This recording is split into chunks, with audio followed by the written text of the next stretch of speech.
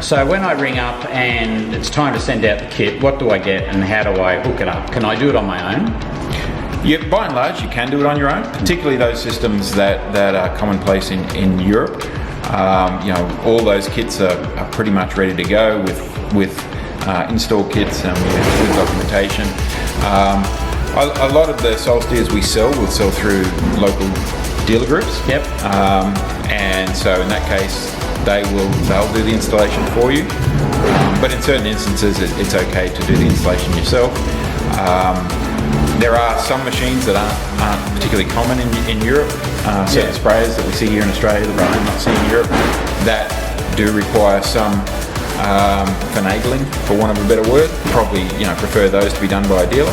What we found is that the systems, for instance, like Patriots, that are just very uncommon in Europe, that we have here.